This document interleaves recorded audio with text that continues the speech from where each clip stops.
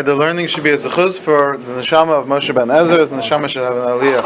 Amen. We are in Parshas Eikev, pasuk, page Shin Tes Zion, which is 316. Wow. And if I can borrow this for a second. A fascinating discussion by the Zera Shimshon.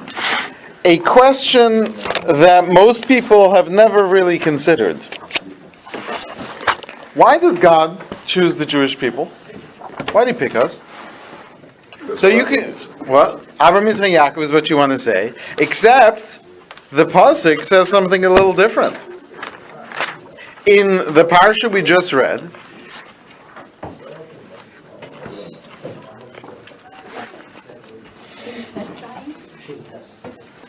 I thought he went to the other nations and they said no.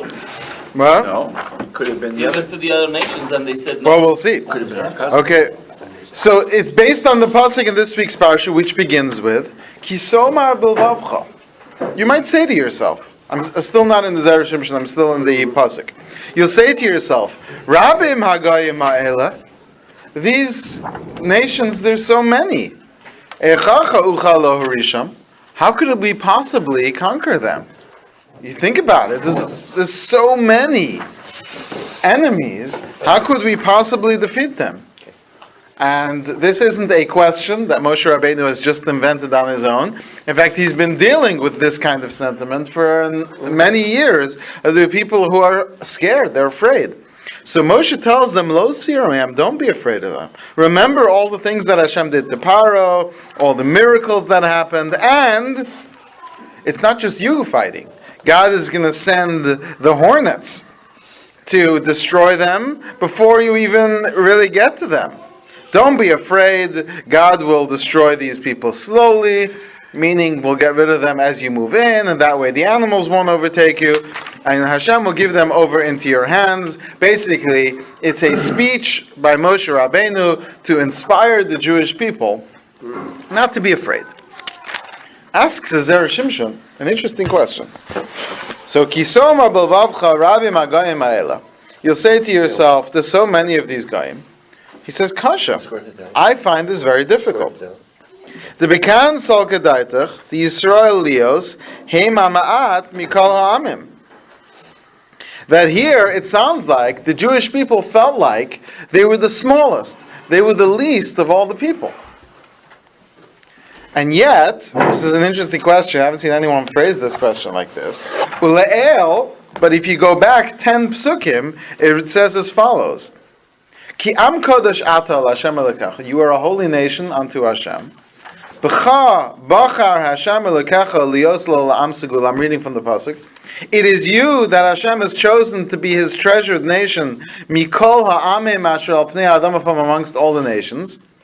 And then Moshe gives an interesting statement to the Jewish people. Lo mirubchem mikol ha'amim chashak Hashem b'chem. Not because you are the largest of the nations that God desire you, vayivchar b'chem, and choose you. Ki atem hama'at mikol ha'amim. In fact, you are all much less than. Which, as the Zera Shimshon is going to point out, sounds like that the Jewish people were looking at their numbers and feeling pretty confident about their numbers. And Moshe has to tell them, don't get so excited about your numbers. The other nations have much more people. And then he says, and that's what you were quoting before, rather, ki me'aves Hashem eschem, Hashem loves you. U'mishamer es hashvua shenishbal avesechem, it's only because He's keeping the promise to your forefathers, that's why you've been chosen. So asks the Zera Shimshon, earlier in Pasuk Zion, the Jewish people were convinced the other way. The Istrach Kral Meimar, that the verse has to say, Lo mirubchem mikol ha'amim, you are not the biggest. It sounds like the Jewish people were convinced that their numbers were big. So which one is it? They came out of Egypt. There were many more Egyptians than... Yeah, but they were thinking maybe they're going to the land of Canaan, and there were all these city-states, and there were all these that. Maybe they thought they had the numbers. At least that's what the pasuk sounds like it's saying. And Moshe tells them, you don't have the numbers, that's not it. And yet here, Moshe is speaking, and he's saying that the Jewish people felt like, how are they going to overcome these great numbers? So he sees it as a sort of contradiction in the verses. But you don't have to see it that way. You can see it as setting up a discussion that really means, in spite of the fact that you don't have the greatest numbers, as people talk like that all the time, you want to set it up. It's not because of this, but rather because of that. And so, Well, yeah, I understand, but he's learning that if Moshe has to say to them, your numbers aren't that great, it sounds like that the people felt that they were. So he says, now, some of you might jump to the following answer, which is natural. Ve'ein lomar, now don't say, the me'achar sheshamu sha'akadosh baruch hu amar lahem, ki atem ha'ma'at, az eschilu larim. Now don't say like this, which is what some people might suggest, which is that the Jewish people always thought that they were big in numbers. And then 10 psukim ago, when Moshe says to them, don't think that you have such great numbers. In fact, you're smaller than almost every other nation. At that point, they became afraid. And that's why Moshe has to give them the speech in this week's parsha, saying, don't worry, even though your numbers are low, you shouldn't be afraid. So then he says, if that's true, then it shouldn't be so much space between them. You can take up Sha'amar Lami Rubchem, then that's what he should have said earlier, when he said, you aren't such big numbers. During the spies, when the spies were saying that we can't defeat them. Well, they didn't use numbers. They didn't use numbers. Yeah. So, then that response should have been in proximity to the previous discussion. There shouldn't have been a whole other topic of Moshe's speech, and then go back and say, by the way, it's not because you're, don't worry, don't be afraid of being small. Furthermore, why does it say, Ki somar bilvavcha? You will say in your hearts. Lama dafka bilvavcha. You know, in your hearts means that there's like this internal grumbling. The Jewish people don't grumble internally. Right? They express themselves. That's for sure. Right? I don't know why you say that. Yeah. I'm keeping my response inside. Yeah, there you go. Furthermore, first of all, and I think this is what some of the people were asking here, why would the Jewish people even think that they are a large number neged kala umos, against all the nations? The 70 nations, like, even if they can overcome one city, but they have to understand that all of the land of Israel, with all of its inhabitants, is going to be a lot more than 600,000 soldiers and or men, and the Jewish people are one nation, and they can all gang up, which is what they did. They didn't just fight one at a time. They formed groups, and they came to attack the Jewish people. And you look in the book of Yeshua, and Yeshua is fighting 5 and 6 at a time. So he wants to say, so you could try to say, and with difficulty, they were thinking that maybe together the nations outnumber us, but maybe individually we are the largest group.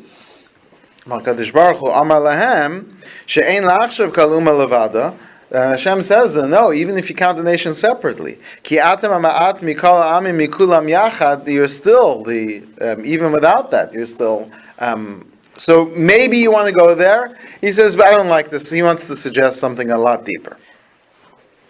Avoyosin there alone, the Beperikam of the Avodah Zarah is a fascinating discussion in the Gemara, and as we mentioned a few weeks ago, that the greatness of the Zera Shimshon is that he wasn't just great in one area of the Torah, but he was great in all areas of the Torah. And here we see he's drawing on Talmudic principles to try to answer midrashic questions. Is that kosher? Yes. Okay. Well, only if you know your stuff. So if the Gutanai bebraisa, there's a disagreement in the Gemara, Iazlinan basar chachma v'abikiyus or basar harov. Who wins when you have a debate between a group of people who are wiser and more knowledgeable versus another group of people who are a majority? Who wins? Majority. It's a debate in the Gemara. Perikama the Yavamas, and the Gemara in the beginning of Yavamas, Nami, my time in the Manda Amar, also Beis Shammai Kedivreim, Alpha Gav Dahave Beis Hillel Ruba. The question that the Gemara deals with is, we know that the Beis Hillel was the majority, the Beis Shammai was the minority. So we know that we rule like Beis Hillel based on the majority. The question is, why did the school of Shammai not accept the rulings of Hillel and follow the majority? That's the question that the Gemara asks. And the Gemara answers the opinion, when do we follow the majority? Assuming that everyone is on the same level, people can compare to each other. But Beis Shammai, they were the sharper and wiser Torah scholars over Beis Hillel. So the Gemara suggests, according to one opinion, that Beis Shammai was not required to follow the teachings of Hillel because they were superior scholars. And the superior scholars, they don't have to bow to the majority, which is a fascinating concept. But what makes superior to other? What is superior?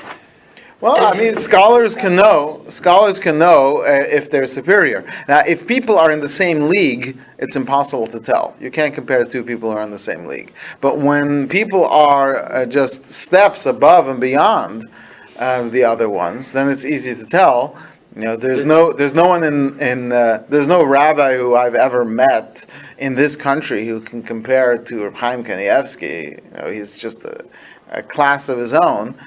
So, you know, sometimes it's clear. So that's the point, that the students of Shammai were so much beyond the students of Hillel that they were entitled to not follow the majority. Why wouldn't the Shammai, they're not heathens, they're going to recognize that someone knows better, so why wouldn't they change their opinion and follow the smarter guy and then change their vote? I mean, just because there's more of them doesn't mean they're smarter. No, but they had their reasoning and their rationale, which they followed, and it didn't make sense to them what Shammai was saying, and so they had the majority. But the Shammai guys were smarter, and so they did understand what they were saying.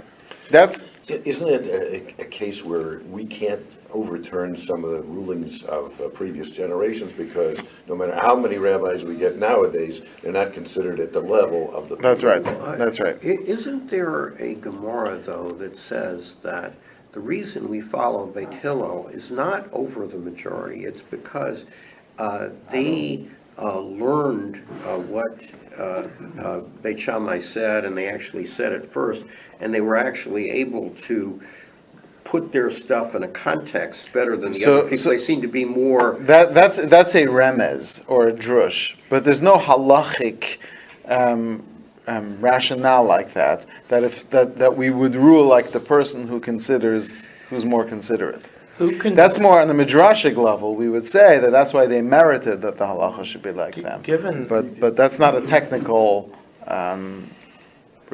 Given the wiliness of the Yetzer Hara, there's an enormous amount of room and opportunity when you say that one who is head and shoulders above another.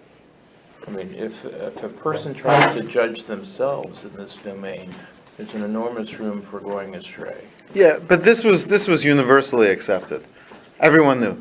The students of Shammai were the more advanced students. They were the more clever students. They were greater. And even of the students who we know, for example, Rabbi Eliezer, according to one opinion, was of the school of Shammai, while Rabbi Yeshua was of the school of Hillel, and Rabbi Eliezer was called Rabbi Eliezer Hagadol for a reason. Everyone accepted him to be wiser. It wasn't just that Beis Shammai was saying it; Beis Hillel accepted. Those are the more advanced guys, with just bigger numbers. But what do they rather, the Shammai say on the Pasuk about what do they do in this Pasuk? Acher Rabim, when people are on the same level. That's what he just said. Yeah, but the Torah doesn't make a distinction between. So you have to know, you have to study the sources for how do we know what it's referring to. So you want to translate that robe means robe knowledge.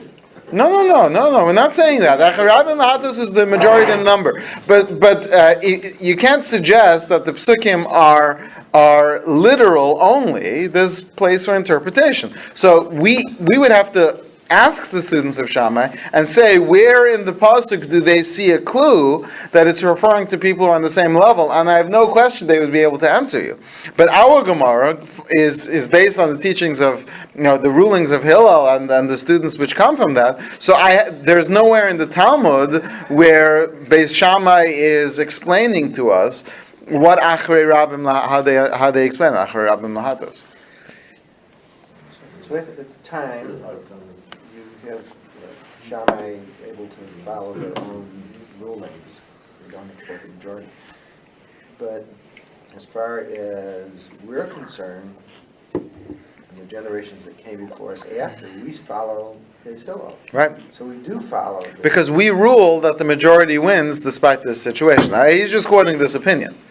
And halachically, and this is where if you have a mind like a computer you can search through, and he goes through all of the Torah and says, and there's even a place where it might apply. For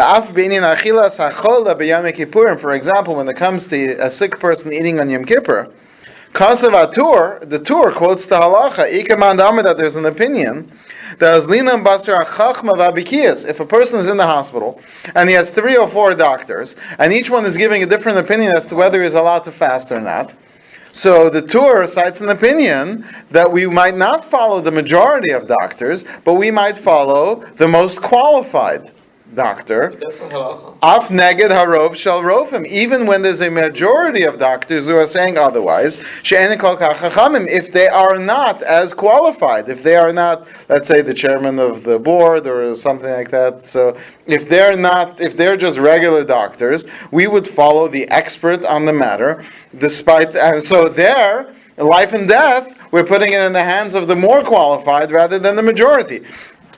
So Still not halacha, that's fact. Those are science. You go after. but the halacha follows No, I understand, that I we. understand, but between the doctors, you're going after the smartest guy. But when it's halacha, The Bachir, Rabbi the is Bachir. different. Well, maybe not. Torah No, scholars are specialists, the doctor No. of Torah, what are you talking No, about? because they get from Hashem, they get Ruach Kodesh, they get help from above.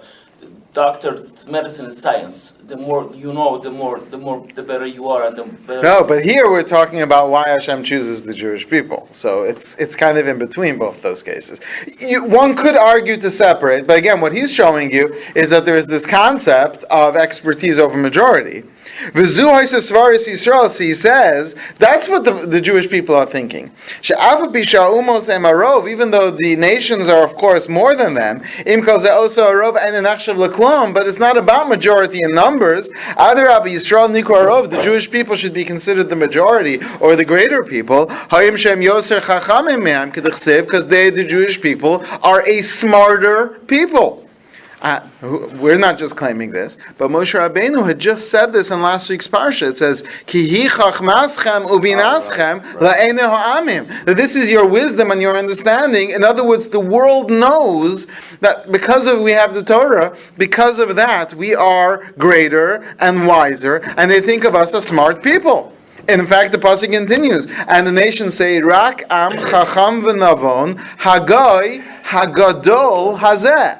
In other words, they look at us as if we are a majority, a bigger number, as if we're more qualified to speak because they see us as wiser and greater. And so the Jewish people are thinking that maybe that's why Hashem chooses them, because they are the smarter people. They are. But the question is whether that's why Hashem chooses them. I mean, it's never been So- more obvious. So V'HaKadosh Baruch Hu Heishiv Lahem, Hashem says to them, that's not the case. Sha'adin Einu Kach, that's actually not the halacha.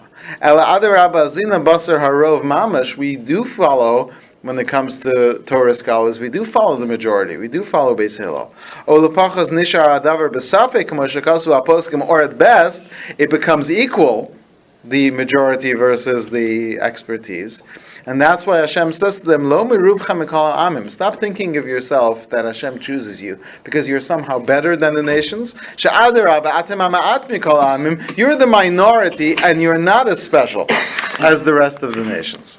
V'atam shebacharti bachem. So then why did I choose you? Below bahem, not the other nations. U'mipnei she'atem krovim li. It's because you are related to me. K'dichsiv, it says, Livnei Yisrael Am Karovo. This is in Tehillim 148, but you say this every day in Psukei de Zimra, and people run over these 4 words and don't realize what they're saying. Livnei Yisrael Am Karovo. We are the Jewish people. Am Karovo, the people close to Hashem, related to Him. And the rule is, V'rov v'karov, halach achar karov. If you have a situation where you have to choose between the majority or the relatives come first. V'im lo sishmu b'koli, however, there's a danger here, because if you don't follow the word of Hashem, lo tiyu ot krovim li, you will no longer be close to me. V'az yelech achar harov, then God has to follow the majority, meaning, an incredible idea. Exile is not just a punishment, but as long as we are following the mitzvahs, we have the right to be the chosen people. When we don't follow the mitzvahs and we distance ourselves from Hashem, it's not just we get punished, we've lost our ticket to that kind of protection, because we are in fact the least worthy of all the nations without the Torah. So how we are related on what's... So he doesn't exactly define that, but he's saying that Hashem calls us Am Karovo. So we are... Why even say relatives? Why don't you just say that we're close to Hashem? Well, what does close mean? But relatives implies some kind of genetic... That's what he's saying. Whatever the equivalent, we are like adopted children of Hashem. That we are Bechori, right? Right, B'ni Bechori. But that's what he's saying. He's saying we're like... Because of the Torah. Otherwise Well, that's we're what he's not. saying, right? The Garcinim... It's not genetic that no matter what, we're close to him. We're close to him because as long as we keep the Torah. So maybe like the marriage contract, as long as we keep the ketubah intact, we're Right. close to him, and if not, no. Right? So That's what relatives is talking about. Well, he's trying to give it that status, right? The Garcinim Baba Basra, the Gemara Baba Basra says, Amar Reb Chanina, Rov v'karov, holchen achar rov.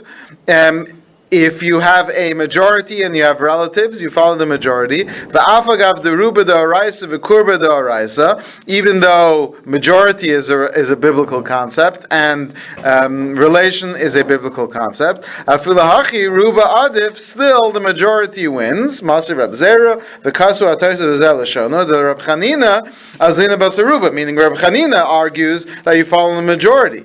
Afagav the ikakurva, even if there's a relative. The muchach, which is obvious, Rav Polygon and Rav disagrees.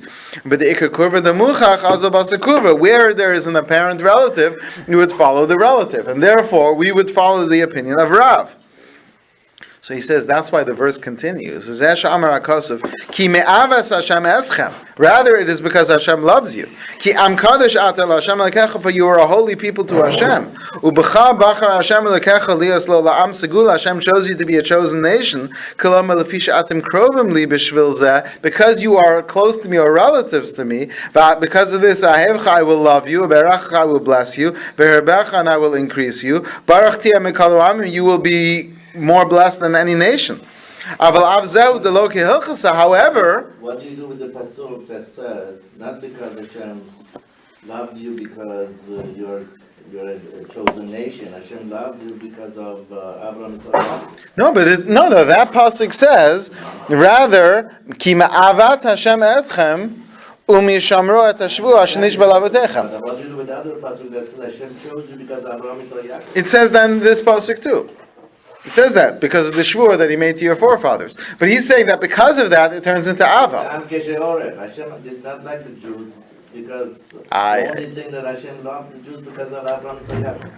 Well, we're That's children true. of them, so That's still a love. we're their children. Fine, but still. That's what he's working with. That's what he's going with. That however you explain the source of that love, but Hashem does love the Jewish people. Hashem was close to Jews not because they. You're just going back to the source. But the pasuk is telling us that because of the shua with Avraham, Yitzchak, and Yaakov, because of that, Hashem loves the Jewish people. So now he's saying if Hashem loves the Jewish people, that makes them the kurva. Is there some aspect of the neshama that we are Jews have a Jewish neshama which is attached to Hashem? Is that somewhat of the familial relationship? I How do you distinguish? I think so. He doesn't go there, but I think absolutely that you would say the neshama, which is chelik al ma'u, would explain what that relation is. Like we are, it doesn't come from the same place. But still, this Hashem is the one. Yeah, but it doesn't come from the same place. That could be the difference in what's called karov and not karov. Right. It's from a lower place. It doesn't come from. Different places of Shekhinah, that's closer or not. No, this is from the Kisei HaKavod, the neshamot of the Jewish people. Yeah, So that's that's what I'm saying. right. That's That's a different level. He says, however, he disagrees halachically. But that's not the halacha. In the end, the halacha follows. We follow the majority. Which means, according to our own halacha, according to the Torah, God should have chosen the biggest nation. Should have chosen the Chinese. Isn't there an aspect of acceptance? When you have a majority of rabbis say one thing halachically, then the community accepts that. Right. Whereas God doesn't have to accept. God follows the Torah. God follows the laws of the Torah. That's what the Medrash tells us. More connected to Because Torah is the truth. Everything has to work according to the Torah. That's what he's saying. He's saying according to the halacha, God should continue to choose whoever's the biggest nation. In fact, to follow halachas too. right? In fact, that's actually what these nations are arguing. There's two other religions who claim that God rejected us and took them, and they use as their greatest source of proof their rapid increase in growth. Because the fact that God supports them to grow, that's a proof that they are accepted and wanted. So what do we do with that? L'chein amar hakasuv. So that's what the pasuk in our parsha comes to tell us. Pentoma b'lvavcha, you'll say in your heart, k'sha'alev yavin b'machlokas anal. That's why it's in your heart. Meaning if you understand, you'll think that God isn't promising the Jewish people to keep them eternally. If God would turn to this other nation, he would have 1 billion adherents instead of 15 million. That's why you'll be afraid of the other nations, when you'll see their size. So Moshe says to the Jewish people of Syria, don't be afraid of them.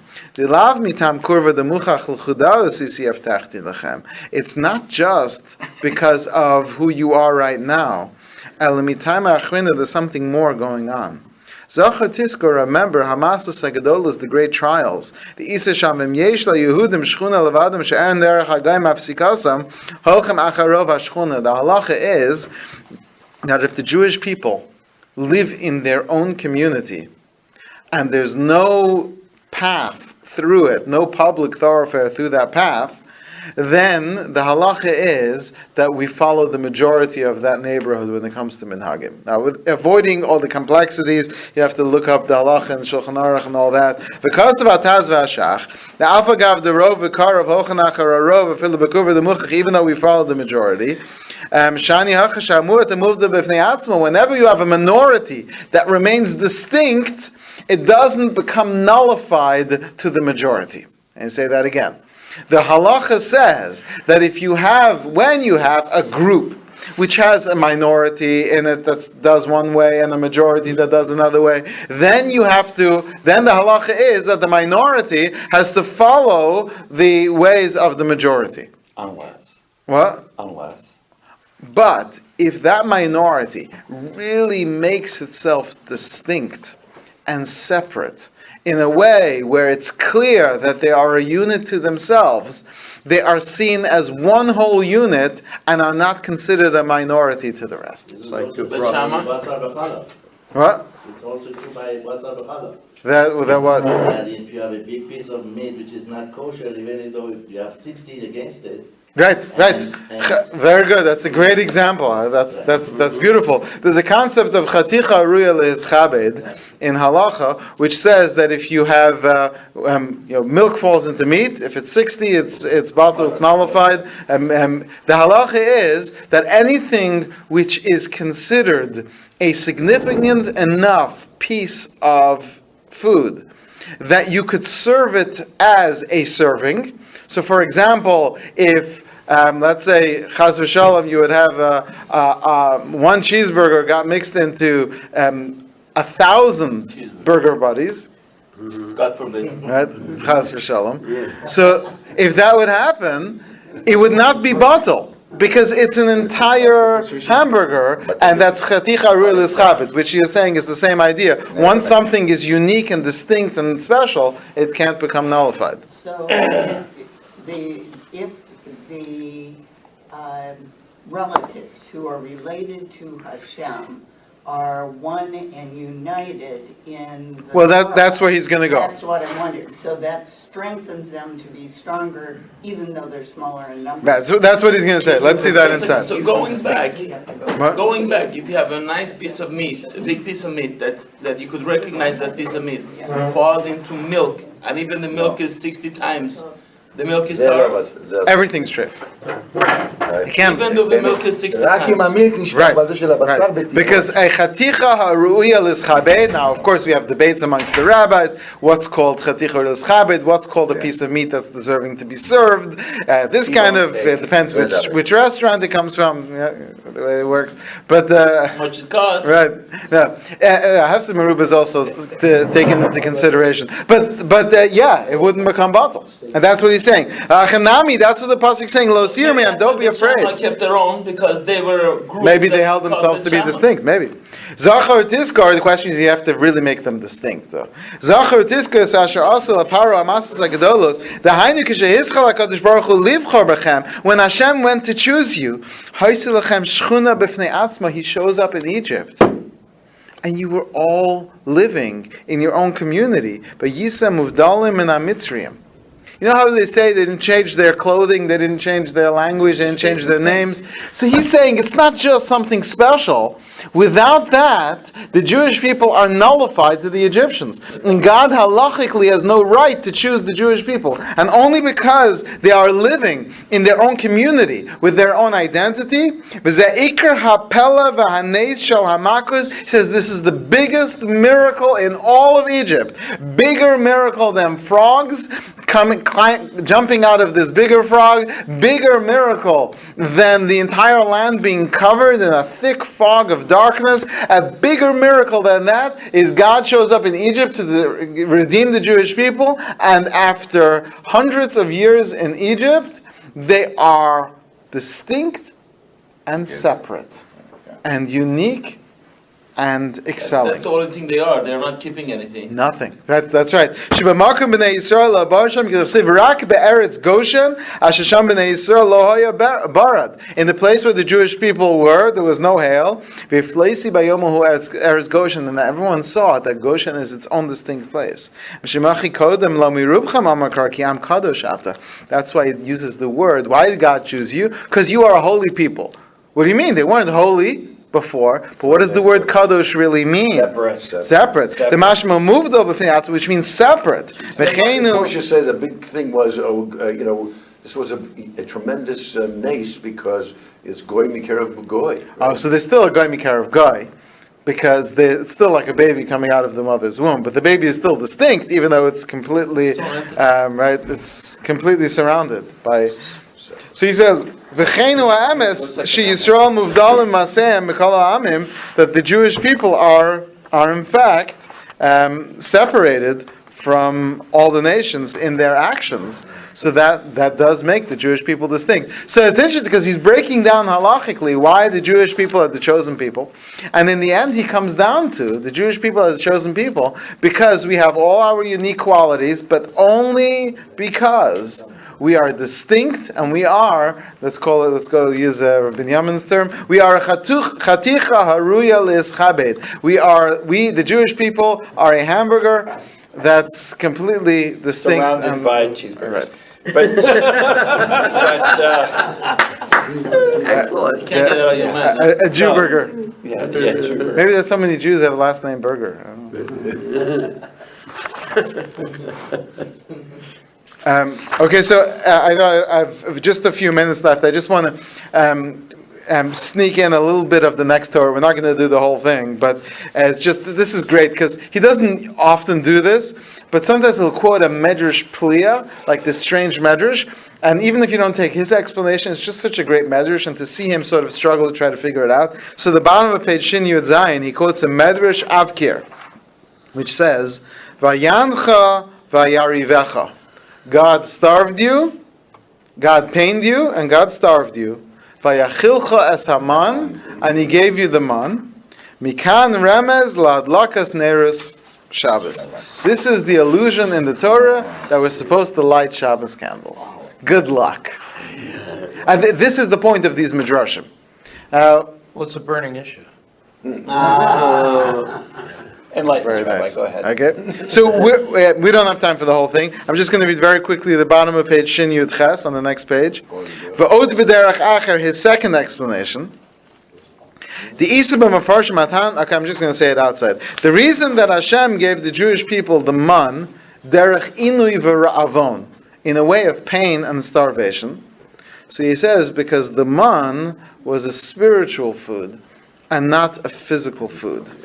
And technically, your body should not be able to benefit from spiritual food. You say Moshe Rabbeinu was up in the mountain. So how did his body survive? Because he was living off the light of Hashem. But that's only because Moshe achieved a level where the physical, otherwise the body would disintegrate without food. Right? So he says, the physical benefit here, the Jewish people are eating the man, how could they survive for 40 years this way? So he says, what Hashem did was that He caused them, that the man should become a little bit physical, enough to sustain them, but it felt insubstantial, and that's why they're complaining, because they're being sustained and they're surviving, but they're not quite getting that feeling like they're being physically sustained. So it kind of answers the question for why they're complaining. He says, "Masha ochlan b'Shabbos umazon gufni v'chashuv lanu komen mazon ruchni." He says, Shabbos we eat physical food, but it's actually considered spiritual food. And he quotes a Reishis Chachma who says that whatever you eat on Shabbos will not rot after death. He says, "Basav Hashuman HaMisrabe ba'adam b'shvil achilas Shabbos v'yamtu eino napach l'rima v'telea," won't turn into worms and maggots. So he says, "Minadinu shetzarich la'ochla b'li inu v'ravon," which means by Shabbos we're supposed to eat that food without any pain and difficulty. And he quotes the Gemara that a person doesn't really enjoy their food unless they can see it. That's why we light candles. So on Shabbos, we light Friday night. We light candles. In those days, that was the only light they had. Even though otherwise we would just eat in darkness and we'd use a little bit of the light that's still left outside and try to eat early in the night. Friday night, everyone has to have candles on the table. Which is what they did in those days, on the table. Today, some people don't put it on the table because we technically have electric lights. But in days when they didn't, the candles had to be on the table so that you can see your food in order that Shabbos should allow the greatest level of sustenance. So he just finishes there. He says, in Shabbos we say, Ein Kiddush ala b'makom suda, because the food of Shabbos has Kedusha and spirituality. So when you make Kiddush before you eat, the Kiddush infuses your food with the spiritual aspect that we're looking for to be sustained spiritually. And it says that's why it's called Kiddush, based on the pasuk Zachar es Yom HaShabbos L'Kadsho, should be called Zechira. But it's called Kiddush because when you make Kiddush before you eat, that takes the food and turns all the food which is waiting to be served into something spiritual. And that's why the Medrash says that because you were starving and you were eating the man, because you, and I left out this part, I should mention, it's really the key. He says that even though they had any taste they wanted, but because they couldn't see that food, it didn't quite have the same effect, which is why on Shabbos we light candles so we can have that effect. Presentation is it. All right.